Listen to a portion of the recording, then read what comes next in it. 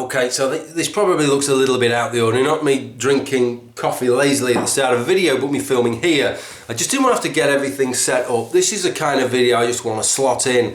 It's part of my two-part series on privilege. So this is part 3 of my two-part series on privilege. Yeah, I know I'm not a fucking professor of maths. I'm just a firefighter, so you'll have to excuse me not knowing what order those low numbers come in, especially because of course I'm releasing this before I've even released part 2, and it's a little bit fucked up, but try and bear with me. It's got a kind of Star Wars, Quentin Tarantino-esque vibe, I suppose, in that regard. What I wanted to do was, I described what the series was about in part 1 of the series, what I was going to try and do in part 2, what I want to do in part 3 here. This wasn't planned, but I just been thinking about this for a couple of days, is to respond to a couple of things that really cropped up as a result of part 1 with regard to privilege and the way that people take it on board, or rather don't take it on board. Even when you try and put a positive spin on it, all you get back is a round of fuck'ems, and I found that really rather interesting.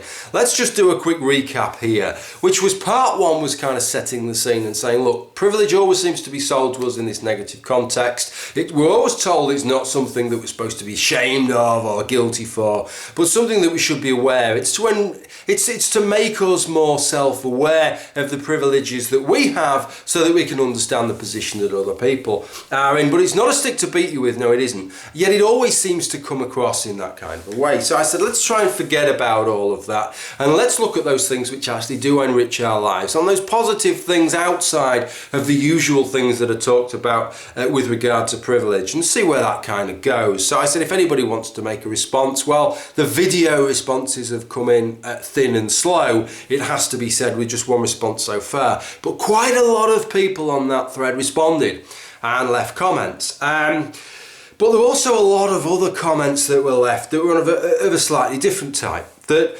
however much of a positive spin that I tried to put on the idea, they weren't buying it. Basically, I got the fuck off treatment. And I kind of understood that. It wasn't done in a nasty way, but it was basically, no, that privilege, the whole concept, the whole idea of it has been so soured, I feel so embittered about it, that you can just take your privilege idea and stick it right up your ass. Okay, so I kind of understand where those people are coming from, but I didn't really expect to get quite as many responses along those lines. But the fact that I did made me think about the way we try and sell our positions, okay, whether it's our beliefs or ideologies, our socio-political positions, our political positions, or otherwise, we try and sell them, and in doing so, we're acting like politicians. We want people to take our ideas on board. We're trying to sell our ideas, not preaching to the choir, but selling our ideas to those people that don't already accept them, that are not already on board with that idea. Now, I know that this is a criticism that has been made in the past of some YouTube atheists, and I take it on board with regard to that, right? That often YouTube atheists come across so harsh and mocking towards religion that I don't know whether it actually does more harm than good. I kind of get that, okay? And so I don't think that perspective always works. In some cases, it hardens hearts. But I think the same thing is kind of going on here, which is this whole idea of privilege. The idea is to try and get people on board, right? People that aren't already on board with these concepts. And when I talk about the idea of it, I don't want a sequester zone-esque style response informing me that, well, there's sociologists out there who work in social studies and these are academics in the academic field. It means this, blah, blah, blah. I couldn't give a flying cunt about that, right? What I mean is, in social media circles, where we co-opt. In social media circles, people co-opt things that are used in various other circles, political circles, scientific fields, philosophical circles, all over the place, co-opt ideas and use them to help to sell their position. And that's the usage I'm talking about here. But it seems to me that it has the very worst effect. It's one of these things, if you want this to do the job that purportedly you want it to do, if you've soured the idea with people, then surely you've done the exact opposite there. It has no benefit whatsoever. All you've probably done is just hardened hearts and polarised people even further. And this is something that I've struggled to get my head around now for about 3 years. And it started off, let me tell you a little story then, how it started off. It started off when I started posting on Free Thought blogs. knowing that I wouldn't be the most popular chap on that blogging network. But perhaps hoping to get a slightly more open-minded response than I actually got. Not realising just what a bunch of absolute twats post on most of the forums there. How extreme they actually are. And you know, they are social justice warriors, right? And that isn't a term that, I think that's a term that's way overused now. It's just applied like confetti. It's applied as liberally as Captain Andy calls people transphobes. That's how fucking liberally that term is applied now. But really on free thought blogs, you are talking about people who are genuine social justice warriors. And I define there's kind of 3 criteria to make you a social justice warrior. The first is that you look out upon the world, not just upon a single issue, but on the world generally, and you rage against it. The world, the people within the world are not conforming to your plan of how people should be conforming. They're not thinking the things or thinking about their fellow human beings in the way that you mandate. And that makes you very angry and filled with rage and vitriol towards seemingly the rest of the world, or at least the rest of society that you live in. That's the first thing.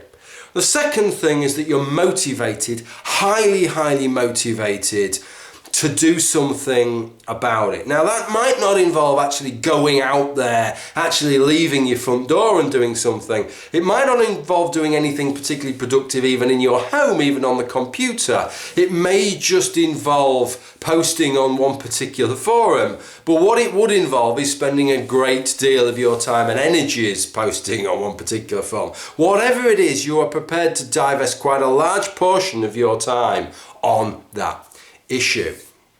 Okay, so those are the 2 things, and note, despite what I just said about that, those things, don't let me give you the impression they are necessarily negatives, because they're not, right? If the world is, you know, it could be that you're right about your outlook on what the world is like, and that it does need these changes that you feel, right? And it could be that it's quite right and proper that you would have such motivations to do something about it, even if it isn't manifesting in you in something especially productive. But then the third one for me that defines a social justice warrior is that the way that you go about it ends up being entirely counterproductive. It does more harm than good.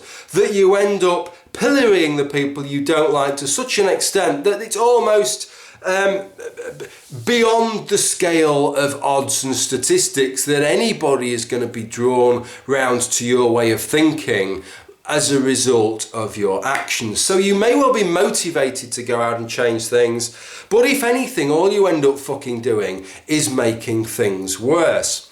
And the thing is, in the course of posting on free thought blogs and being told what an absolute piece of crap I was, in amongst all of that, I got into several discussions, maybe 3 or 4 times, where I felt it necessary to say to the people that were effectively dogpiling me, and I'm not criticising them, it's just that there's only one of me because all the other iterations of me that had posted on there over the years had been banned or blocked.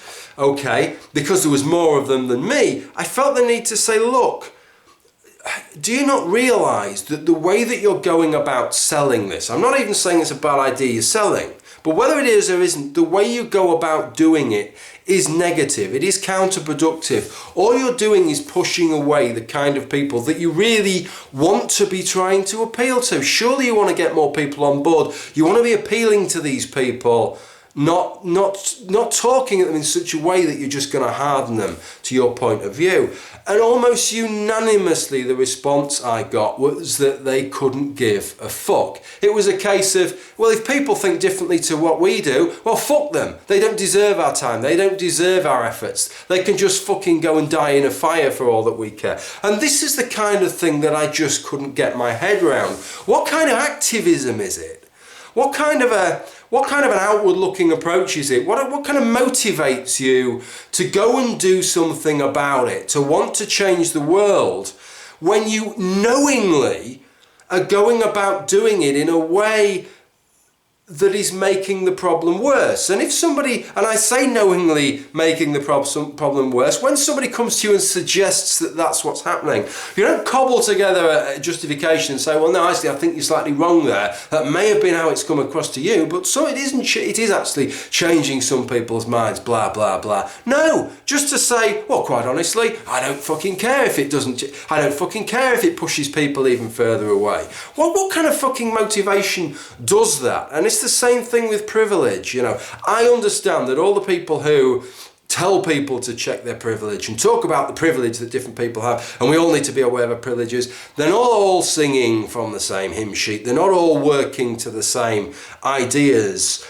And some of them probably would want to use it in a different way to others, and I accept that. And they'll probably agree with some of what I'm saying. I get that. So I can't hold everybody responsible for that. But how tragic is that that yet again you have a group of people trying to sell something and to use something as a tool on board to do that.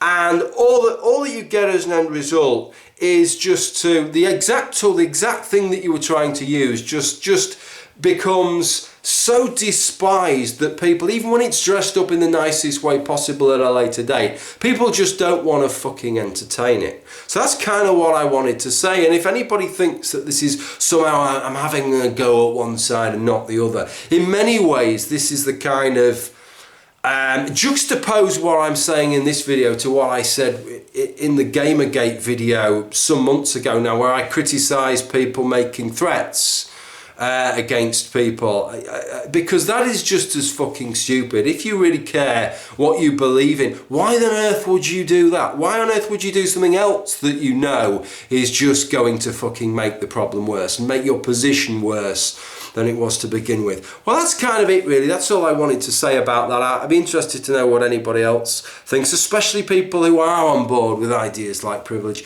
and do like to use them, or perhaps would like the chance to use ideas like that a little bit more, but realise how toxic they've become. All right, well, thank you for watching, and bye for now.